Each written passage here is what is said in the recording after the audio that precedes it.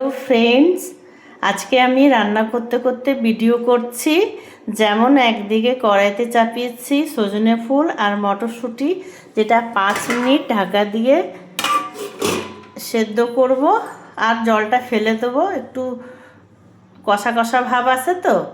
আর আরেক দিকে ভাত চাপিয়েছি আমি। দেখো বন্ধুরা, 5 মিনিট এটা সেদ্ধ করা হয়ে গেছে। এরপরে এটাতে জলটা ছেঁকে নেব।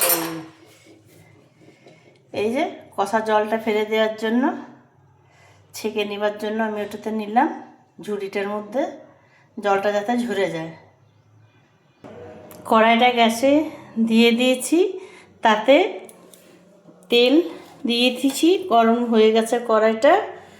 আর একটা কাঁচা লঙ্কা দিয়েছি ফোড়নের জন্য।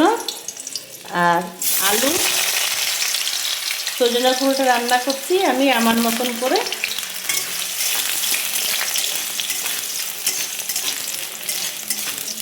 আলুটা একটু তেলে ভেজে নেব।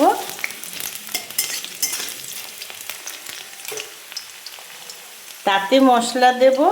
সর্ষে বাটা নিয়েছি, হলুদ, নুন, চিনি আর টমেটো স্বাদ হিসাবে।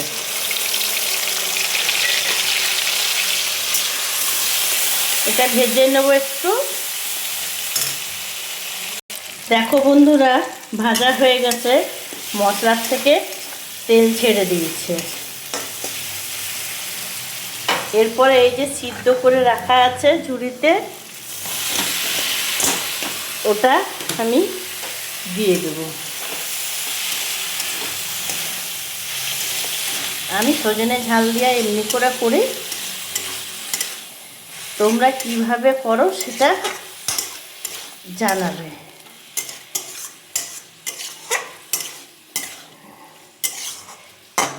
এবারে ঢেকে ঢেকে ভেজে দিলেই হয়ে যাবে, যেহেতু সিদ্ধ করা আছে।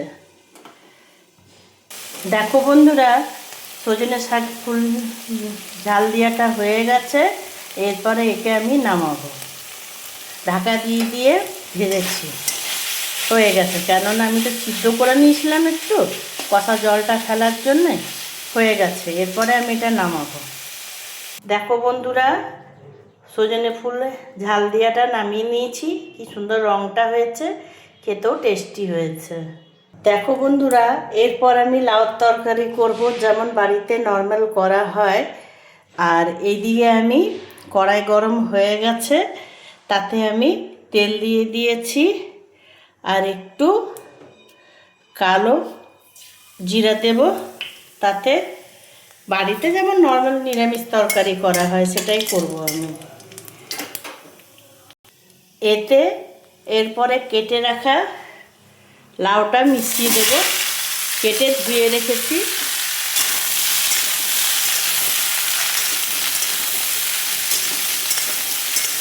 গরম তেলটাতে তাতে মশলা দেব।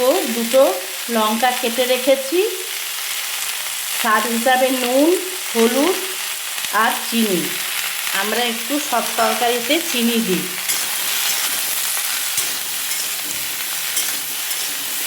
আর তোমরা তো সবাই জানো লাউ তরকারিতে জল ছাড়ে, ওই জন্য ঢেকে ঢেকে ভাজলেই তোমার সিদ্ধ হয়ে যাবে, তরকারিটা হয়ে যাবে। দেখো বন্ধুরা, লাউ তরকারিটা ঢেকে ঢেকে ভাজাতে লাউ তরকারিটাও হয়ে গেছে। এরপর আমি নামিয়ে নেব। কেন তোমরা সবাই জানো লাউ তরকারিতে লাউয়ের জল ছাড়ে, তার জন্য জল দিতে হয় না। ঢেকে ঢেকে ভেজে নিলে সেটা সিদ্ধ হয়ে যায় আর রান্নাটাও হয়ে যায়। আমি আমার মতন করে রেসিপিগুলো শেয়ার করছি, তোমরা কে কীভাবে করো সেটা জানাবে। লাউ তরকারিটা হয়ে গেছে, এরপরে নামিয়ে নেব বাটিতে। আর এইদিকে ভাত হচ্ছে। দেখো দেখো বন্ধুরা, এইদিকে লাউ তরকারিটা নামিয়ে দিয়েছি, এদিকে ভাতটা নামিয়ে নিয়েছি, হয়ে গেছে। কড়াইটা গরম হয়ে গেছে, তাতে আমি তেল দিয়েছি।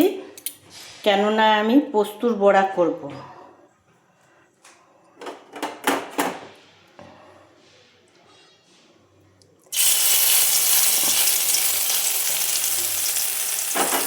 গরম হয়ে গেছে তেলটা, তাতে আমি পোস্তুর বড়াগুলো দিয়ে দেবো ভাজতে।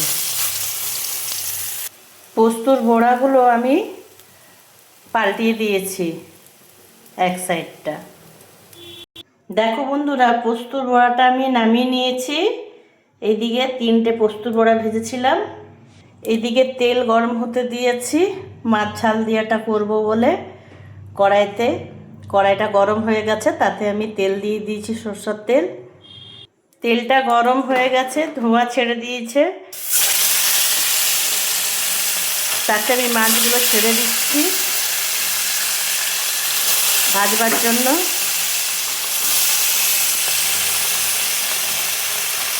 দেখো বন্ধুরা, মাছগুলো এক পিঠ ভাজা হয়ে গেছে, আমি উল্টিয়ে দিয়েছি আরেকটা পিঠ। মাছগুলো ভাজা হয়ে গেছে, এরপরে আমি তুলে নিচ্ছি। ভাজা হয়ে গেছে, মাছগুলো তুলে নিয়েছি। ওই গরম তেলে সামান্য 5 ফোড়ন দিয়ে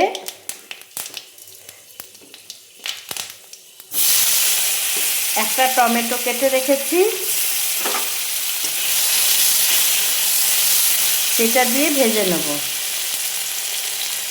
টমেটোটা বন্ধুরা ভাজা হয়ে গেছে, তাতে আমি সরষা বাটা, হলুদ, নুন আর একটু সামান্য চিনি দিয়েছি, আর 2টো কাঁচা লঙ্কা বেটেছি একসাথে।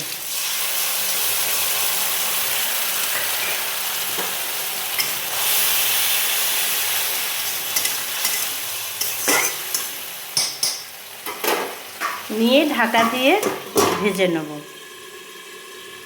দেখো বন্ধুরা, সরষা ঝাল দেওয়ার থেকে তেল ছেড়ে গেছে, তাতে আমি একটু জল দিয়ে দেব।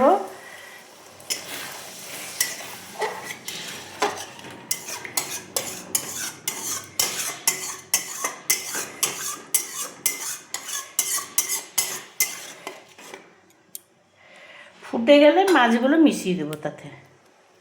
দেখো বন্ধুরা, সরষা ঝাল দেওয়াটা ফুটে গেছে, তাতে আমি মাছগুলো ছেড়ে দেবো।